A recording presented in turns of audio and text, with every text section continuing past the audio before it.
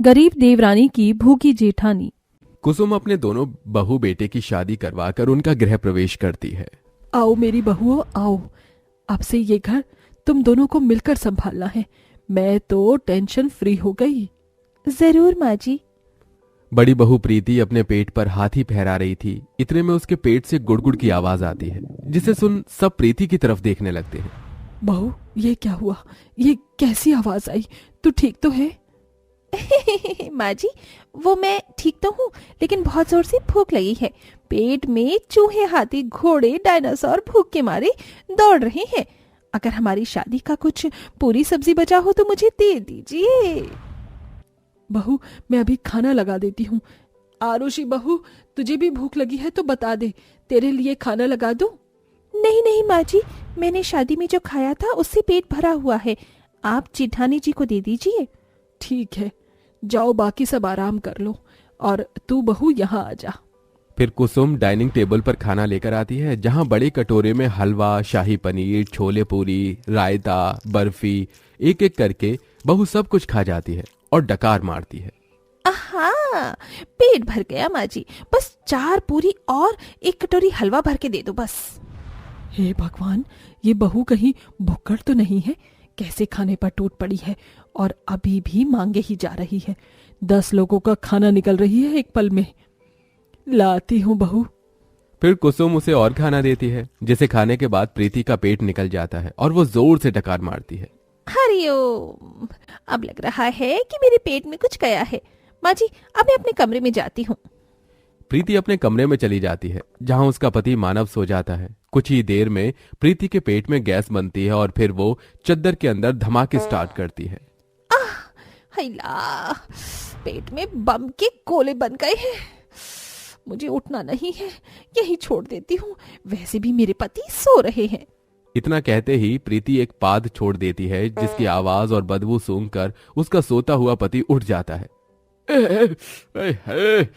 कितनी गंदी बदबू! वॉशरूम का गेट खुला है क्या प्रीति? अजी नहीं, वो मैं।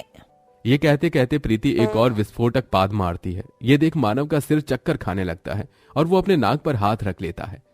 हे भगवान, इतना गंदा बदबूदार जहरीला पाद तुम छोड़ रही थी? शर्म नहीं आती?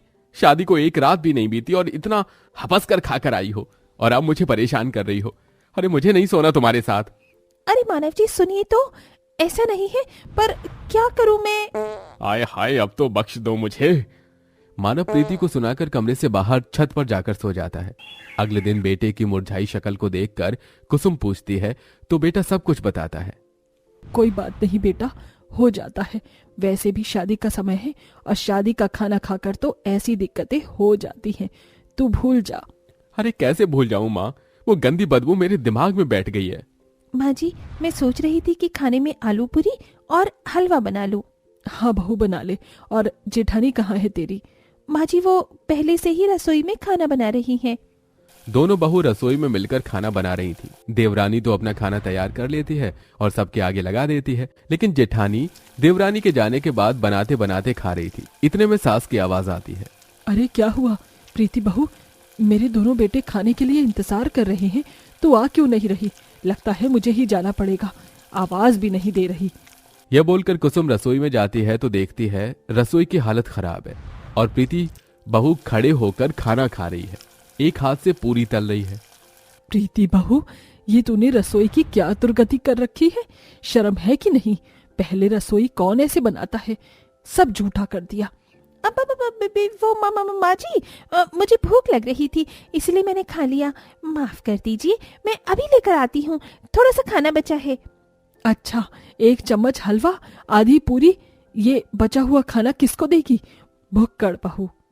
सॉरी माँ जी, वो क्या है ना, मुझे ना कुछ समय से बहुत ज्यादा भूख लग रही है। हे कृष्ण भगवान, बहू तू एक दिन हमें तो नहीं खा जाएगी ना अपनी भूख के चक्कर में? नहीं नहीं माँ जी, कोई बात नहीं माँ जी, मैंने तो खाना बनाया था ना। आप आ जाइए, खाना खा लीजिए।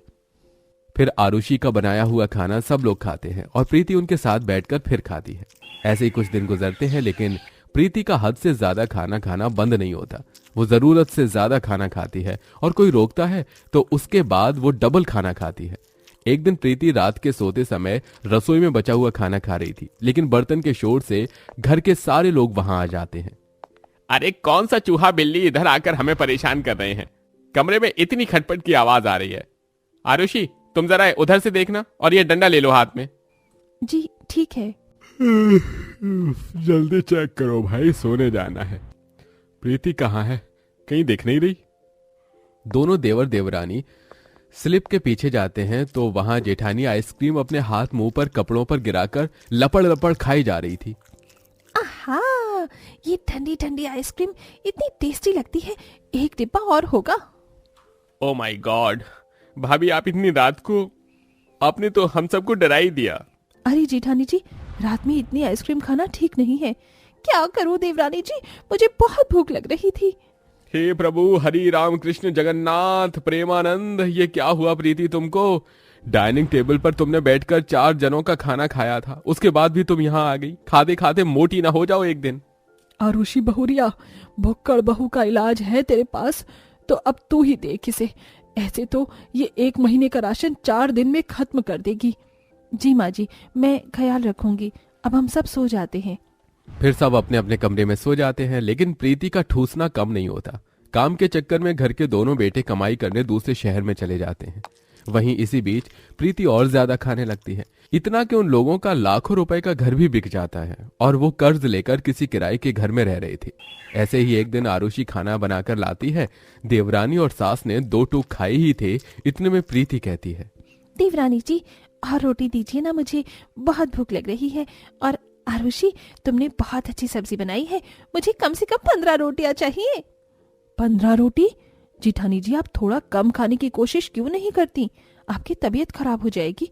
अब तो हम सड़क पर आ गए हैं, इतना राशन भी नहीं है और हमारे पति भी बाहर है। इसने हमें तो नहीं खाया, लेकिन हमारे घर को खा गई है। इसके पेट को भरते भरते घर बिक गया। बहू अपनी जुबान पर लगाम लगा दे थोड़ा, बिल्कुल चटोरी भुक्कड़ है। माँ जी मैं क्या करूं? कह लीजिए आप मुझे भुक्कड़, क्योंकि मैं हूँ। जरा से खाने से मेरी भूख शांत नहीं होती। ये कहकर प्रीति उठकर बाहर चली जाती है और आसपास की हलवाई और स्नैक्स की दुकान से कभी कुछ चीज तो कभी छोले भटूरे चुरा चुरा के खाने लगती है। दुकान वालों को पता चलता है तो वो फौरन पुलिस वालों को बुला लेते हैं, जिससे पुलिस प्रीति को अरेस्ट कर लेती है। लेकिन मौके पर आरुषि आती है। साहब, मैं आपके आगे हाथ जोड़ती हूँ, इन्हें कुछ मत कहिए, इन्हें छोड़ दीजिए। अच्छा, ऐसे कैसे छोड़ दें? देखा है 5-6 दुकानों में घुसकर चुरा कर खाना खाकर आई है। ऐसे लोगों को जेल में होना चाहिए। इंस्पेक्टर साहब, छोड़ दीजिए, मेरी जेठानी जी ने खाने की चोरी की है। कोई हीरे जेवर तो नहीं चुराया ना? मैं माफी मांगती हूँ, दोबारा वो ऐसा नहीं करेंगी। ठीक है, मैं आपकी जेठानी जी को छोड़ देता हूँ, लेकिन जिन लोगों का खाया उनके पैसे लौटा दीजिए। जी इंस्पेक्टर साहब। आरुषि जेठानी को छुड़ाकर ले आती है। तभी जेठानी रोते हुए आरुषि के गले लग जाती है। आरुषि, मुझे माफ कर दो, तुम बहुत अच्छी हो और मैं बहुत गंदी हूँ, फिर भी तुमने मुझे सबसे बचाया और माँ जी के सामने भी तुम हमेशा बचाती हो। अब से मैं ज्यादा खाना नहीं खाऊंगी, मेरी वजह से घर के हालात भी खराब हो गए हैं। ठीक है, अब आप रोइए नहीं, घर चलिए, माँ जी इंतजार कर रही होंगी। दोनों बहू घर आ जाती हैं। आरुषि प्रीति का ख्याल रखने की कोशिश करती है और घर का खर्च चलाने के लिए, लोगों का कर्ज उतारने के लिए एक घर में नौकरानी का काम करने लगती है। लेकिन इस बीच प्रीति की भूख नहीं मिटती। वो ज्यादा खाती है, जिससे एक दिन वो बहुत ज्यादा उल्टी करती है। उसकी तबीयत खराब हो जाती है। आरुषि फौरन उसे अस्पताल में भर्ती कराती है, जहां डॉक्टर को उसका ऑपरेशन करना पड़ता है। ऑपरेशन के पैसों का इंतजाम करने के लिए आरुषि जमींदार से पैसे लेकर बिल भरती है। कुछ देर बाद प्रीति होश में आती है। डॉक्टर साहब, अब मेरी बहू कैसी है? चिंता मत कीजिए, अब वो बिल्कुल ठीक है और अब वो ओवर ईटिंग भी नहीं करेगी। माँ जी, देवरानी जी, मैंने आपको बहुत परेशान कर दिया ना, अब मैं बिल्कुल भी ज्यादा नहीं खाऊंगी। अब आप ठीक है ना, तो हमें संतुष्टि है, मैं आपको खाने भी नहीं दूंगी। प्रीति ठीक होकर घर आ जाती है और घर का खर्चा निकालने के लिए सास बहू मिलकर एक ढाबे को चलाती है, जिससे धीरे धीरे वो सारे कर्जे भर देती है। इसी बीच दोनों के पति भी आ जाते हैं, जो कर्जा उतारने में मदद करते हैं। जिसके बाद आरुषि अपने घर को भी वापस ले लेती है। साथ ही भुक्कड़ बहू सर्जरी के बाद ज्यादा खाना छोड़ देती है।